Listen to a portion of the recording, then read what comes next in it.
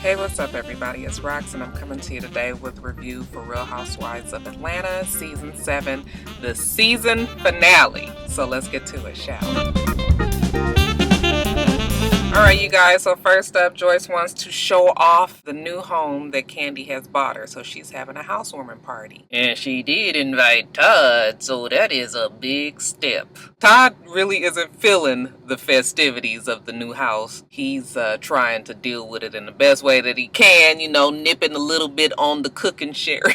He said he got to take the edge off, y'all. Can you blame him? And Todd has made it very clear that until Joyce apologizes for the shit that she said about his parents, he's just over Joyce. Doesn't have much words for her. So they get on over to Joyce's house and all the family is there. So you guys bear with me because I have to get into all of these characters. There was so many people. So let me center myself. Hello.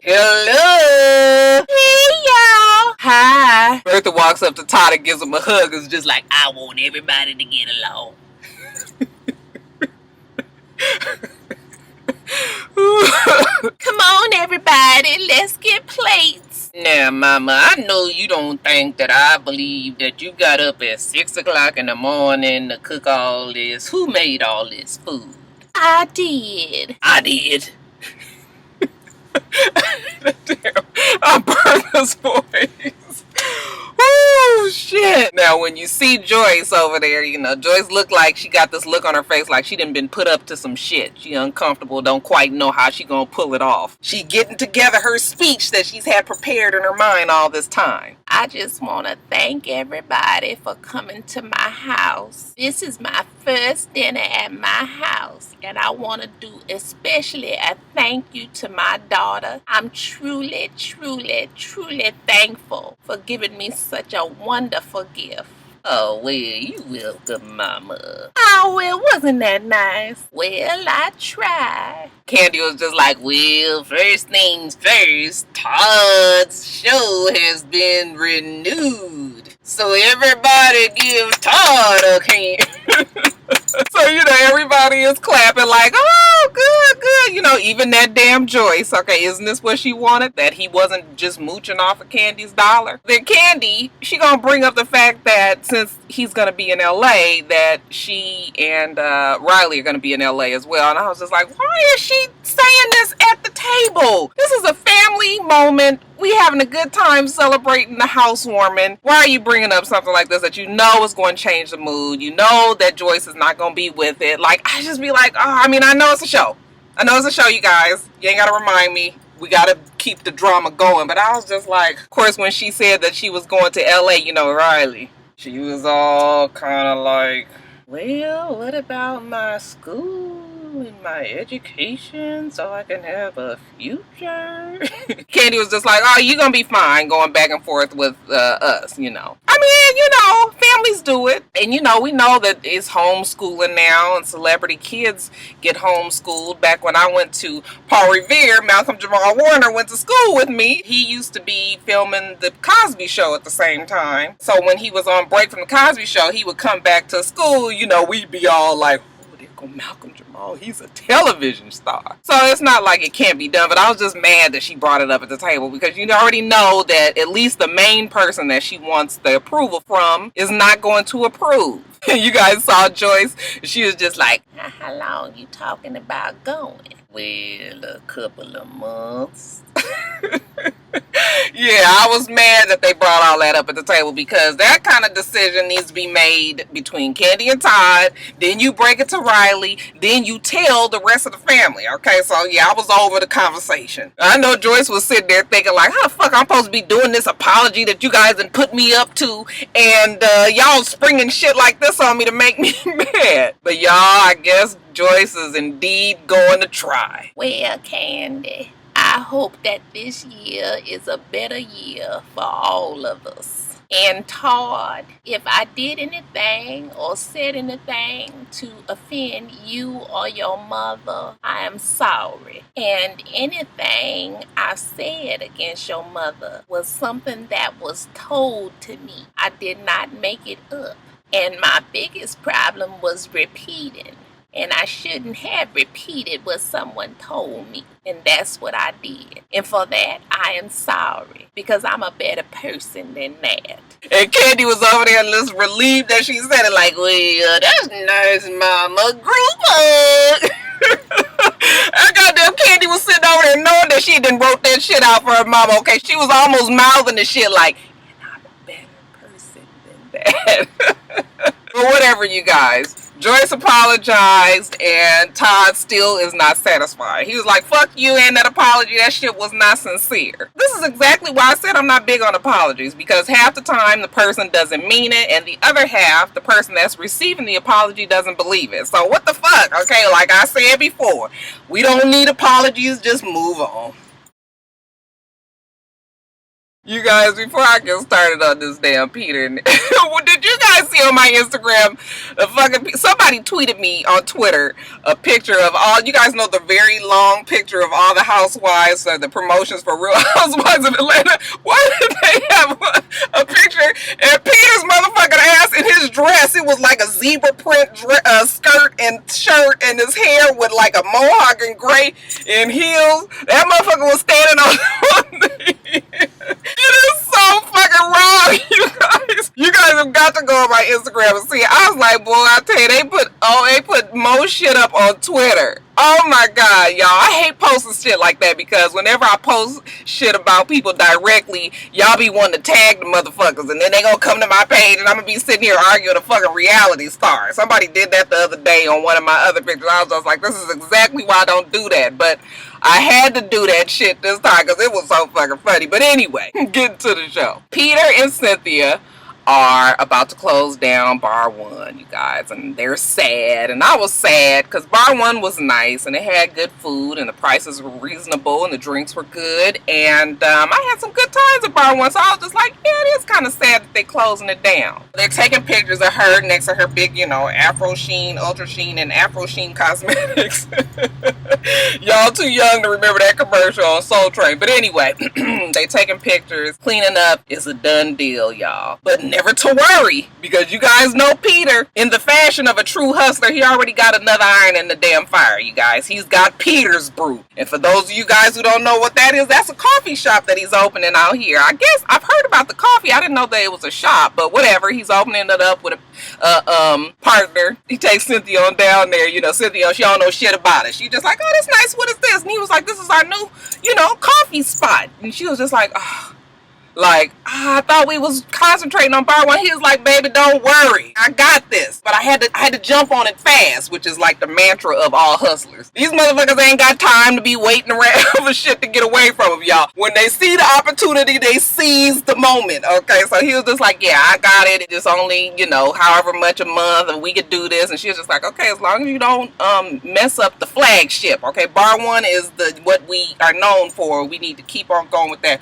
Peter's like, baby, don't worry about it, okay? But to take the heat off of Peter, the phone rings, and it's from a federal, did they say a penitentiary? I think they said a federal facility. And it's Apollo Nighter, y'all. Apollo pissed on the phone because he ain't seen his babies yet. He was like, my brother been down here 4 times, now I've been here 6 weeks, and I still haven't seen my kids. In the meantime, we flash over to Phaedra. She cooking cookies with the babies, y'all, because she's such a good mother. Ain't Phaedra a good mama, y'all? Yeah, she's cooking cookies, and, Phaedra tells us, like, hey, I don't know when I'm gonna make it down to Kentucky. It's all kind of things that I gotta work out first, I gotta talk to the bailiff and find out when I can even bring the babies down there. They have rules against when the babies can be there. And what am I supposed to do if Mr. President shits his pants? And they ain't got no bathrooms for me to go take him to change it. I have to leave the facility, and if I leave the facility, then I can't get back in. So it's like all these problems. I was just like, Phaedra, if you don't fucking stop it. First of all, when you have your second baby,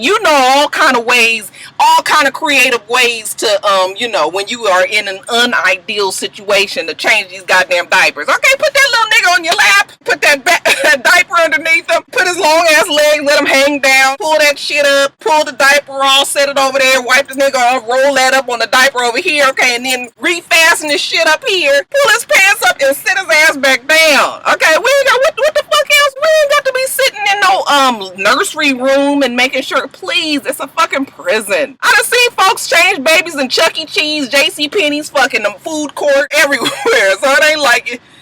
Girl, please. Okay, she's all saying that it's a, either way it goes, somebody's going to be mad. Either the kids are going to be mad that she didn't take them and they weren't able to see their dad, or the kids are going to be mad that she did take them and they saw their dad in jail. I was just like, no, Phaedra, it's more like the kids are going to be mad that you didn't take them to see their dad, or you going to be mad that you had to take the niggas to see their dad. So that's more what it is. Okay, I'm sure the kids want to see their dad. So while Peter was talking to Apollo on the phone, I was just like, Apollo, you best to dig your heels in and get ready, for a long 8 years. Okay, I'm not saying that she's not going to never take them kids to see him, but he will not be seeing them that often, at least from the way she's talking right now. But Peter, y'all, he's orgasmic. He can't wait to get the gossip going, okay? He was just like, so have you heard that she's supposed to be divorcing you? Oh, is this the shit that you tell somebody that's in jail? I guess it's his homeboy, so I guess so. Apollo was just like, well, that's what they say. That's what she say she gonna do. But Apollo says he's just trying to pass the time and, make sure that his mind is occupied. He's taking classes and things like that. I said, yeah, baby, take them classes, okay? That motherfucker get his master's degree, he gonna be in there 8 years. Now, the whole time that Peter is talking to Apollo, Cynthia's over there like, I don't even want to get in this. Last time I got into the shit that Peter and Apollo was talking about, I got my ass chewed out by Phaedra. So yeah, I'm just gonna, I'm gonna stay out of it. I really kind of wish Peter would too, but honey, Peter, that nigga's so wrapped up in it, and then the phone cut off, and they can't talk nowhere. You can tell Peter just looked like, damn, I want to ask the nigga something else.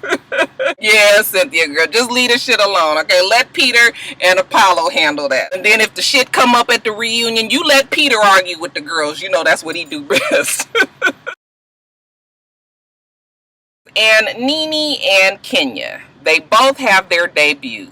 Kenya's completion of her pilot of Life Twirls On, and Nene, her premiere debut on Broadway as the evil stepmother in Cinderella. And you know what? Good for both of them, okay? I was happy for both of them. Listen, I like to see women do it, okay? And if it's black women that's doing it, I'm even happier. Because we can do shit too. If you get you some fucking business, you won't be having time to be sitting around and arguing and fussing with everybody. So it's good that these girls are busy. It was good to see them settled down, doing what they like to do. I was totally here for it. I was proud of Nene, when she went out on to the stage and Broadway and, was really trying to take it in, like she made it there. I was just like, girl, go on and have your moment. Like I think you can have this moment right now. That's a big accomplishment, I think. We saw Kenya when she was doing her voiceovers, and even though it might have been silly or whatever, I mean, you could tell that she was kind of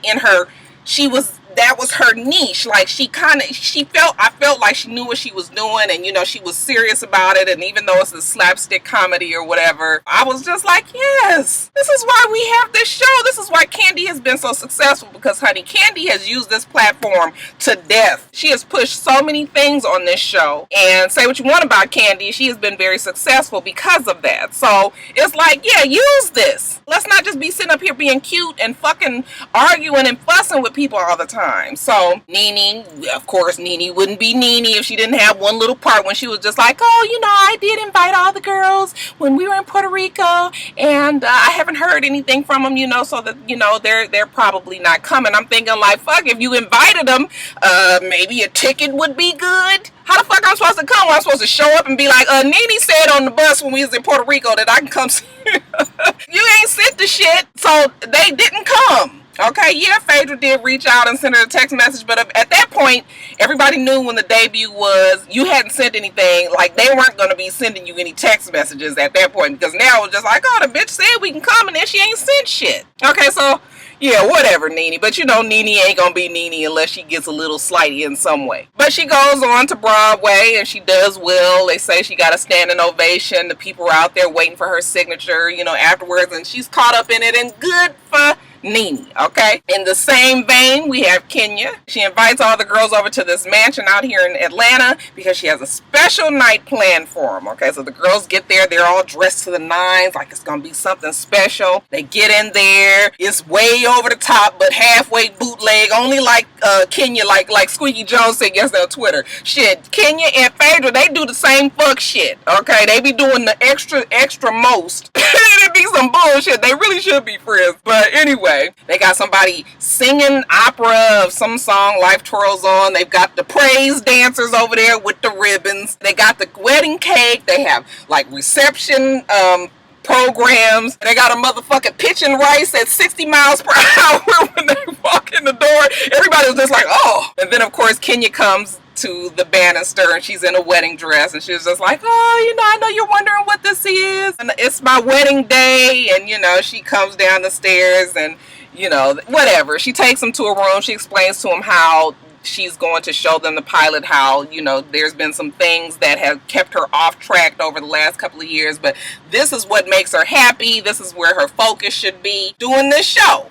And I was just like, yes, that's exactly what it should be. Like, who the fuck wastes 2 years of their life arguing over some man that don't neither one of them want? Shit. She takes them in this room. They all sit down. They get comfortable. They watch the damn show. You know, like I said, it looks like a slapstick. I have to admit, I did laugh at a couple little parts that shit with Cynthia. I was just like, I don't know if I laughed because it was so damn silly or what, but I did get a good little giggle off of it. And I was just like, shit, really? This show looked like it could be pretty much on the same standard as a Tyler Perry comedy on, you know, that he's had. This could be on his caliber, so maybe there's a place for it at home.